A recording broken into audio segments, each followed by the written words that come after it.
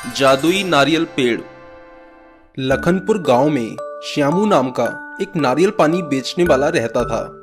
श्यामू रोजाना पूजा करने के बाद अपने माता पिता को प्रणाम करता। श्यामू के पड़ोस में ही हरिया नाम का एक आइसक्रीम बेचने वाला रहता था। वह श्यामू के नारियल पानी बेचने पर हंसता। श्यामू काम पर निकलने से पहले अपने माता पिता से आशीर्वाद लेता है। जाओ बेटा, ईश्वर तुम्हें खुश रखे।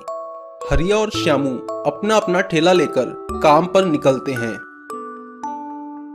एक दिन एक बूढ़ा भिखारी हरिया के पास आता है। बेटा, कुछ खाने को दे दो।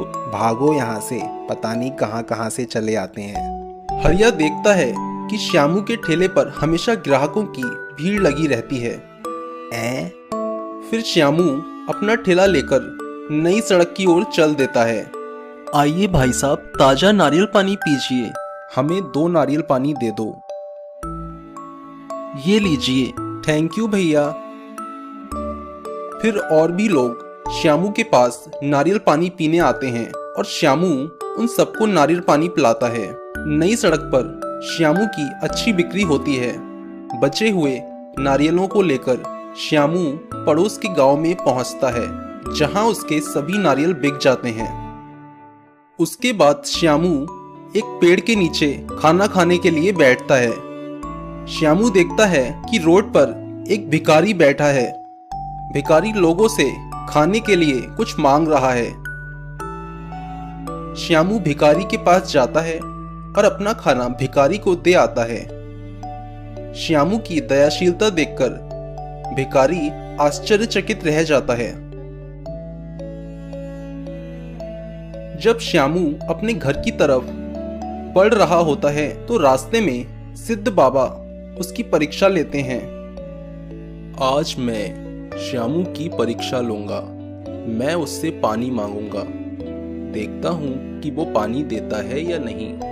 सिद्ध बाबा एक भिखारी का रूप धारण करके श्यामू के पास जाते हैं और पीने के लिए पानी मांगते हैं।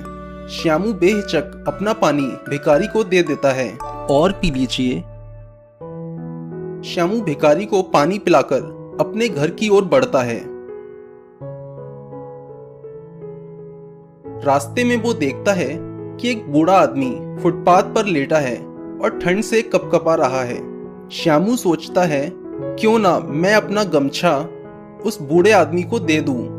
श्यामू ठंड से ठिठुर रहे बूढ़े आदमी को अपना गमछा उड़ा देता है। अब ठीक है।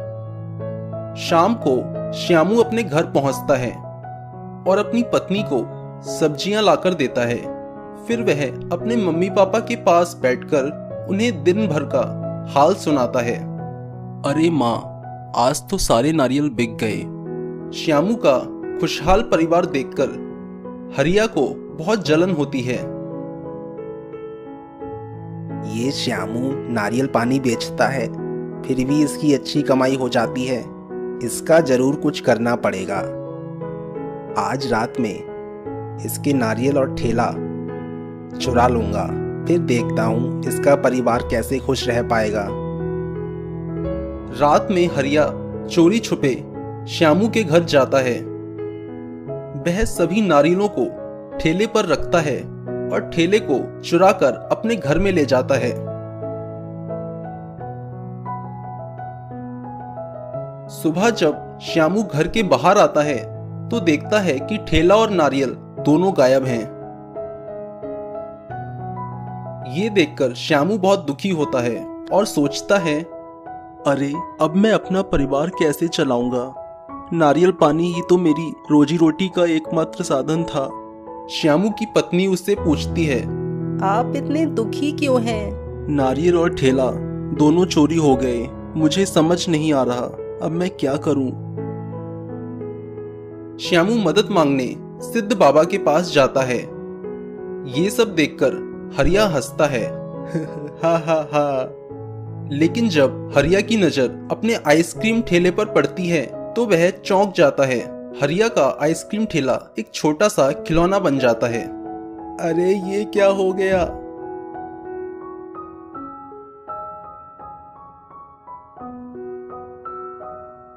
श्यामू सिद्ध बाबा के पास पहुंचता है। प्रणाम बाबा। खुश रहो श्यामू, तुम इतने दुखी क्यों लग रहे हो? अरे बाबा, मेरे नारियल और ठेला दोनों चोरी हो गए। दोनों घर के बाहर ही रखे थे। अब मुझे समझ नहीं आ रहा कि मैं कैसे अपने परिवार का पेट पालूंगा। तुम घर जाओ, ईश्वर जरूर कोई ना कोई रास्ता दिखाएगा। श्यामू जब अपने घर की तरफ लौट रहा होता है तो सिद्ध बाबा एक नारियल के पौधे बेचने वाले का रूप धारण करके सड़क पर बैठ जाते हैं। आइए भाई साहब आइए, नारियल के पौधे खरीदिए। ये पौधा एक ही रात में बड़ा हो जाता है।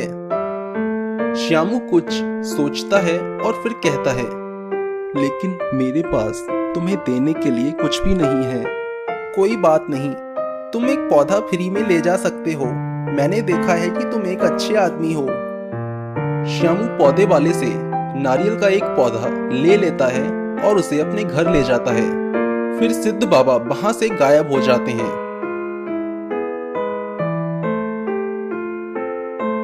अरे ये नारियल का पौधा तो बहुत सुंदर है। सुबह जब श्यामू अपने घर के बाहर आता है तो देखता है कि नारियल का पौधा बड़ा हो चुका है और उस पर ढेर सारे नारियल लगे हैं। ये देखकर श्यामू बहुत खुश होता है।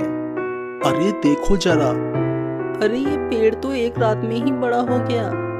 श्यामू और उसकी पत्नी दोनों पेड़ के सामने हाथ जोड़ते हैं। श्यामू पेड़ से नारियल तोड़ लेता है। पेड़ पर तुरंत ही और नारियल आ जाते हैं। श्यामू फिर से नई सड़क पर एक टेबल पर अपने नारियल रखकर नारियल पानी बेचने लगता है। उसकी कमाई फिर से शुरू हो जाती है। श्यामू के पास ग्राहकों की भीड़ लगने लगती है। श्यामू सोचता है, क्यों ना मैं सिद्ध बाबा और उस पौधे वाले को धन्यवाद देकर आऊं। शाम को श्यामू सिद्ध बाबा को ढूंढने जाता है। वह देखता है कि सिद्ध बाबा वहां से गायब हैं। फिर वह उस पौधे वाले को ढूंढने जाता है, लेकिन पौधे वाला भी गायब होता है। श्यामू सब्जी लेकर अपने घर लौट जाता है। कुछ दिनों में श्यामू अमीर हो जाता है। वह बड़ा घर बनवा लेता है और एक कार भी खरीद लेता है। श्यामू एक वृद्धाश्रम बनवाता है जहां वो और उसकी पत्नी गरीब लोगों को कंबल और खाना बांटते हैं। दोस्तों, अगर आपको कहानी पसंद आई तो चैनल को सब्सक्राइब करना ना भूलें। जादुई फूल। किसी दूर एक गांव में कृष्णा नाम का एक व्यापारी रहता था। वह अपने खेत में पौधे उगाकर उन पौधों को बेचकर व्यापार करता था। हर दिन सुबह और शाम वह पौधों को पानी डालकर अच्छी तरह उनका परवाह करता था। अच्छे अच्छे पौधों को बेचता था। उन्हीं पैसों से ही अपना घर चलाता था। एक दिन पौधों को पानी डालते समय कृष्णा को एक पौधा कुछ अजीब दिखाई पड़ी। उसने काफी देर तक उस पौधे को देखा। उसको लगा कि इस पौधे में कुछ खास है जो बाकी के पौधों में नहीं है। कृष्णा ने उस पौधे को बाकी से अलग करके उसका ज्यादा देखभाल करने लगा। एक दिन उस पौधे से एक फूल खिली। कृष्णा को बहुत आश्चर्य हुआ। उसको विश्वास ही नहीं हुआ। अपने आंखों को पोंछकर फिर एक बार उस फूल को देखा। वह तो असली सोने का फूल है। कृष्णा बहुत खुश हुआ। वह हर दिन उस पौधे से सोने के फूल को लेकर अपने आर्थिक स्थिति को बढ़ाता गया, धनवान होता गया। अब तो घमंड भी हो गया। अब केवल उस खास पौधे पर ही ज्यादा ध्यान देने लगा। बाकी के सारे पौधों को ठीक तरह पानी भी नहीं डालता। इस कारण सारे पौधों का हालत बिगड़ गया। एक के बाद एक मर गए। लेकिन फिर भी कृष्णा का ध्यान उस तरफ नहीं गया। सोचा कि मेरे पास तो सोने के फूल देने वाली जादुई पौधा है, यह बस काफी है मेरे लिए। अब तो उन सारे पौधों को देखने की जरूरत भी नहीं है। कृष्णा उस खास पौधे को पानी डालने गया। उस पौधे को देखते ही कृष्णा की बहुत बुरी हालत हो गई। वह सर पकड़कर रोने लगा क्योंकि वह पौधा भी मर चुका था। कृष्णा को अपनी गलती पर एहसास हुआ। सीख: जीवन में धनवान और सफल बनने के बाद भी हमें यह नहीं भूलना चाहिए कि हम किस स्थाई से वहां तक पहुंचे हैं। अगर भूल गए तो आगे इसका बुरा परिणाम भी झेलना पड़ता है।